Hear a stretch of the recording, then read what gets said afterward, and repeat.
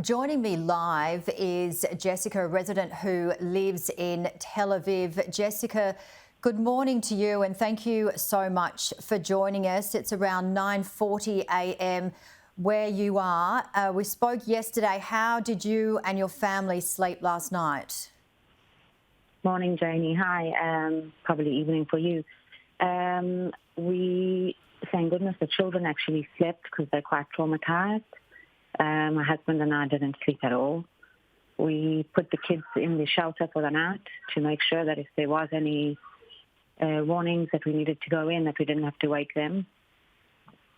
Tel Aviv, thank goodness, was a bit quiet last night. We didn't have any missiles, but there were missiles that did hit a hospital and a couple other places.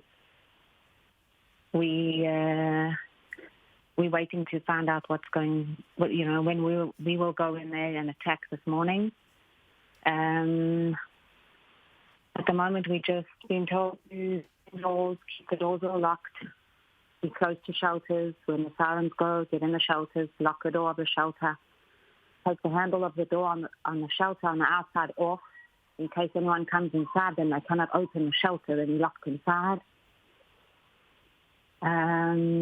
Pretty scary. And take us back to when you first heard the sirens, when it all began. We were sleeping and my husband, thank goodness, heard them. He woke us all up.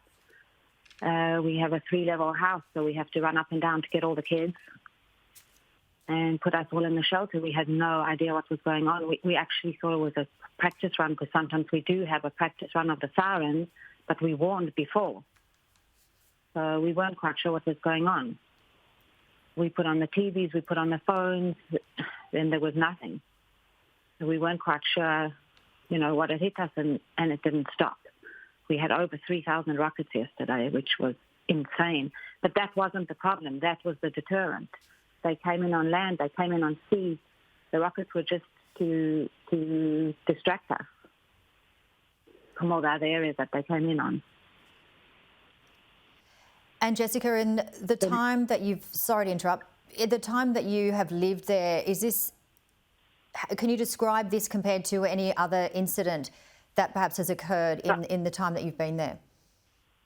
So I've been here for 15 years, and in 15 years I've been through a couple of wars, but we've always kind of known when something was going to happen, or we've been pre-warned. This was just an absolute shock.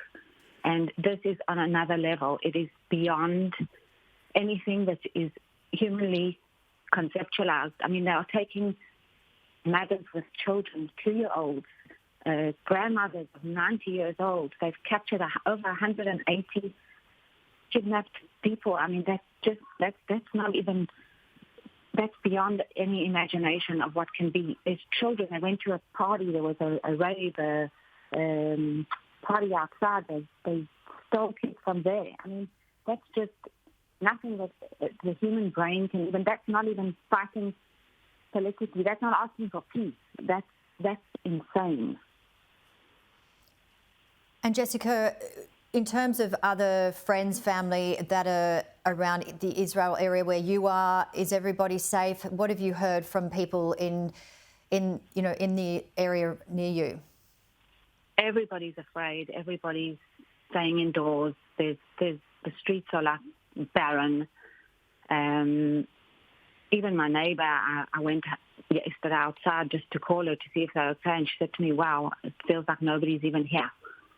It's just everybody's sitting tight waiting to see what's going to be, and hopefully we'll get back a bit of what we had before in no time, but time will tell. We've got some live vision that we're showing our viewers. Jessica, we spoke yesterday, you described the city as being very filled with smoke. I'm not sure if you were able to get outside at all. Can you see outside? Can you describe what is out there? Is it still smoky? We actually did go outside in the afternoon when things had calmed down a little bit to go and see what was going on, and we saw a parachute. They came in on parachutes as well, armed as well as on trucks on the ground, and we actually opened the window and saw one in the sky. And we heard a police siren, and then he veered in another direction, and then we couldn't see anymore. So we went straight back inside. And in terms of other family and friends that you have in other parts of the world, we are hearing that, obviously so many people are worried, but they are able to contact their loved ones. Are you able to contact your loved ones, and how are they? Yeah, so for now, thank goodness, internet and phones and TV and everything is we're still online, we're still up and running. But there is talk that the whole thing started while we didn't have TV, that there was some sort of cutout of internet, because they broke the borders with bulldozers. That cannot happen. We have people watching the borders. We have electric fences. We have ammunition there. It cannot happen. So there was a glitch somewhere. Something definitely for an hour was turned off. They came in on sea. We have our sea borders are protected.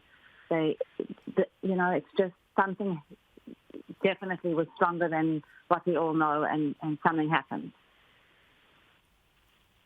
Well, Jessica, we really appreciate you joining us this morning, and I know that it's the first day of school for you on a Sunday with the children. How are they? Do they know much about it? Unfortunately, the children here are exposed. We did get a lot of SMSs and emails and things from the schools, from all three schools, explaining how to deal with the kids. But unfortunately, it's just something that you can't even hide them from. When you're running a child into a shelter and they want to know why, and you panicking, you don't think of all these things to say and the correct way to deal with things, unfortunately. So the kids are very traumatized. And they have given us numbers of psychologists and things like that will deal with the kids if need be.